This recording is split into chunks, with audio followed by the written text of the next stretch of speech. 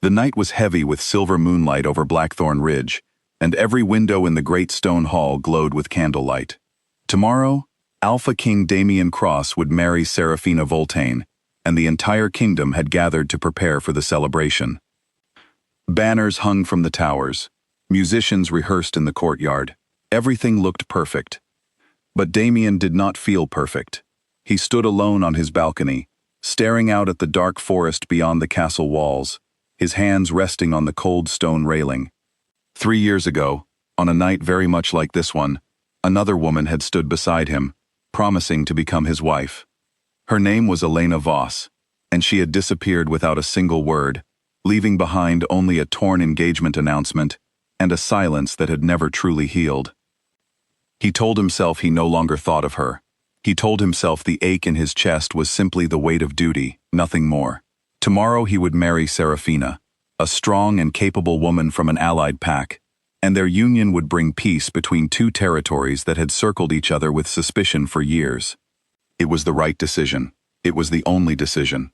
Still, when the wind shifted and carried the scent of pine and rain, some deep instinct inside him stirred, as if his body remembered a smell that his mind had tried to forget. He did not know that at that very moment, standing at the edge of the forest, just beyond the castle gates, was Elena Voss. She had walked for 3 days to reach Blackthorn Ridge, her cloak wrapped tightly around her shoulders, her boots worn thin from travel. Beside her, holding tightly to her hand, was a small boy with tousled dark hair and storm-gray eyes that mirrored the Alpha King's own. His name was Ronan, and he was 5 years old. Elena knelt beside him at the tree line, brushing a strand of hair from his forehead. "Are you ready?" she whispered. Ronan looked up at the towering castle, its windows glowing like scattered stars. "Is that where my father lives?" "Yes," Elena said softly. "That is where he lives. Will he be happy to see us?" Elena's throat tightened. She did not know the answer. She only knew that after 3 years of hiding, of running, of raising her son in the quiet corners of the human world where no pack could find them, she could not stay silent any longer. Not on this night. Not while Damien was about to marry another woman, without ever knowing the truth. She took a deep breath and rose to her feet. "Come, Ronan, it is time." The guards at the gates recognized her instantly, though their faces went pale with disbelief.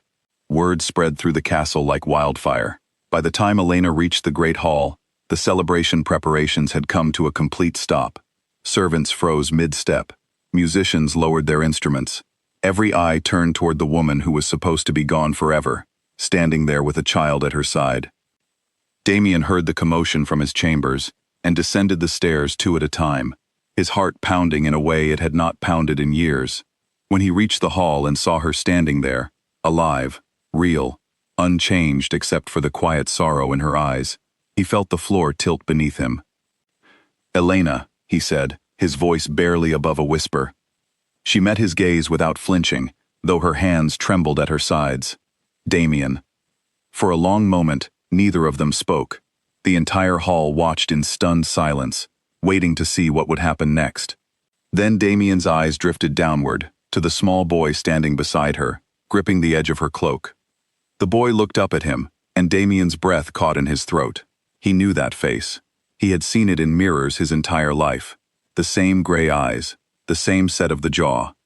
And there, on the boy's wrist, barely visible beneath his sleeve, was a small crescent mark, the same mark that had been passed down through every generation of the Cross bloodline.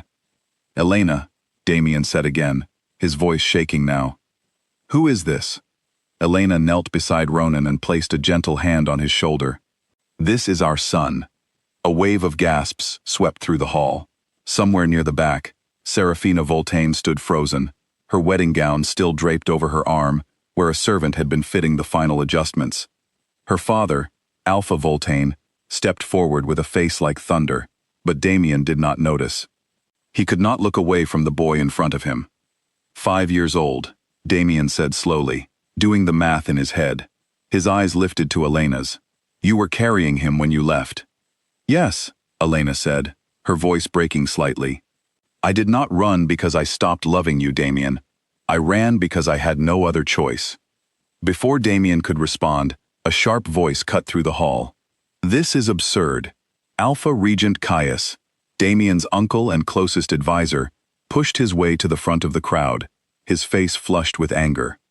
She vanishes for 3 years, and now appears the night before your wedding, with some child, claiming he is your son? This is nothing but a desperate scheme to disrupt tomorrow's ceremony. Elena turned to face him, and something in her expression hardened. It is not a scheme, Caius. And I think you know that better than anyone. The regent's eyes narrowed. What is that supposed to mean? It means, Elena said, her voice growing steady and clear, that I did not disappear on my own. I was forced to run because someone in this castle tried to have me killed. The hall fell into a stunned, heavy silence. Damien's expression shifted from confusion to something darker, something more dangerous. Explain, he said. Elena took a steadying breath. 3 years ago, the night before our wedding, I overheard a conversation in the eastern corridor. Caius was speaking with a healer, arranging for a poison to be added to my evening tea. He believed I was not strong enough, not pure-blooded enough, to carry the next heir to the throne. He feared that if I gave birth to your child, the bloodline would be weakened in the eyes of the other packs. He planned to eliminate me quietly and make it appear as though I had simply fled out of fear, so that no one would question my death or search for a culprit. Caius's face went pale, though he quickly masked it with outrage. Lies. Absolute lies. Damien, surely you do not believe this fabricated story. Damien studied his uncle carefully, the way his eyes darted, the way his hands clenched at his sides. He had known Caius his entire life, had trusted him as a father figure after his own parents passed. But he had also learned, over the years, to recognize the small signs of deception in those around him, and right now, every instinct in his body told him that something was very wrong. If it is a lie, Damien said slowly, then you will have no trouble allowing an investigation. We can summon the healer Elena mentioned and ask him directly. Caius's jaw tightened. The healer she speaks of passed away over a year ago. Convenient, is it not, that she would name someone who can no longer defend himself? I did not know he had died, Elena said quietly. I have been gone for 3 years, Caius. I have had no way of knowing what happened within these walls. Alpha Voltaine, who had been standing silently with his daughter, finally spoke. Regardless of these accusations, this changes nothing regarding tomorrow's wedding. My daughter is prepared to marry the Alpha King. The alliance between our packs still stands. It changes everything, Damien said firmly, turning to face him. If there is a legitimate heir standing in this hall, born of my bloodline, then the succession of this kingdom is no longer a matter of political convenience. It is a matter of truth. Serafina stepped forward for the first time, her expression unreadable. She looked at Damien, then at Elena, and finally at the small boy standing between them. Is this true? She asked quietly. Is he truly your son? Damien knelt down slowly, bringing himself to eye level with Ronan for the first time. The boy studied him with cautious curiosity, the same gray eyes searching his face. May I see your wrist? Damien asked gently. Ronan glanced up at his mother, who nodded reassuringly. He extended his arm, and Damien carefully pushed back the sleeve, revealing the small crescent mark clearly etched into the skin. It was unmistakable. It was the mark carried only by direct descendants of the royal bloodline, a mark that could not be forged or faked. Damien's throat tightened with an emotion he could not fully name. Relief, grief, wonder, all of it tangled together at once. Yes, he said, his voice thick. He is my son. The hall erupted into murmurs, some filled with excitement, others with uncertainty. Serafina lowered her eyes for a moment, then looked back up at Damien with quiet understanding. Then I release you from our arrangement, she said. I will not stand between a father and his son, nor build a marriage upon a foundation that was never meant to be. Caius, sensing the tide turning against him, tried one final desperate move. Even if the boy is truly his son, that does not erase the fact that this woman abandoned her people, abandoned her king, without explanation. She cannot simply walk back into this castle and expect to be trusted. I did not abandon anyone, Elena said, her voice rising with quiet strength. I protected our son from a man who wanted him erased before he ever drew breath. I raised him alone, in secret, moving from town to town whenever I feared we had been discovered. I gave up everything I knew to keep him safe, and I would do it again without hesitation.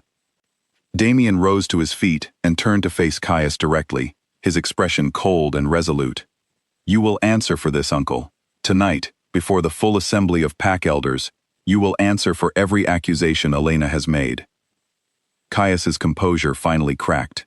In a moment of desperation, he lunged toward Elena, reaching for a blade hidden beneath his coat, intent on silencing her before the truth could spread any further.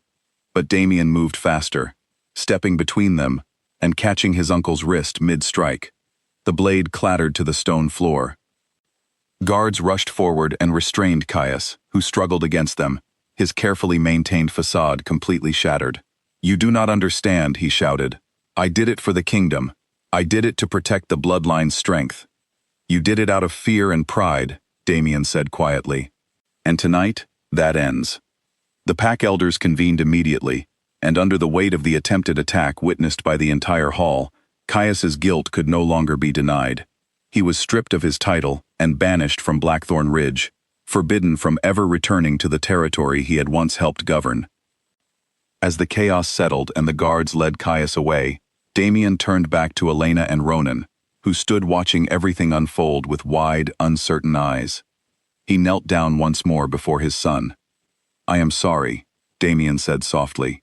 I am sorry I was not there. I am sorry you had to grow up without knowing your father. Ronan studied him for a long moment, then took a small step closer. Mama said you were kind, he said. She said if we ever found you, you would keep us safe. Damien's eyes glistened as he looked up at Elena. She was right. That night, as the castle slowly returned to a quiet hum of hushed conversations and disbelief, Damien and Elena stood together on the same balcony where he had once watched the forest alone, carrying the weight of a wedding he did not truly want. Ronan slept peacefully in a chamber nearby, exhausted from the long journey and the events of the evening. I never stopped thinking about you, Damien admitted quietly. Even when I tried to move forward, some part of me always wondered what had happened to you. I never stopped loving you either, Elena said. Every choice I made was to protect our son, but it never erased what I felt for you. Damien reached for her hand, and this time, there was no wedding to another woman standing between them, no secrets left unspoken, no shadows hiding in the corners of the castle. Just the truth, finally out in the open, and the quiet promise of a future they had both been denied for far too long. The following morning, instead of a wedding between Damien and Seraphina, the kingdom of Blackthorn Ridge witnessed something entirely different. Before the assembled packs, Damien formally acknowledged Ronan as his son and rightful heir, and announced his intention to marry Elena, the woman who had sacrificed everything to protect their family. The alliance with the Voltaine pack, rather than crumbling, grew stronger in an unexpected way. Seraphina, freed from an arrangement built on politics rather than affection, formed a genuine friendship with Elena in the months that followed, and the two packs found common ground built on mutual respect rather than forced obligation. As for Damien, Elena, and Ronan, they finally had what had been stolen from them 3 years earlier, a family, whole and unbroken, standing together beneath the banners of Blackthorn Ridge, no longer hiding from the truth, but embracing it fully, together, at last.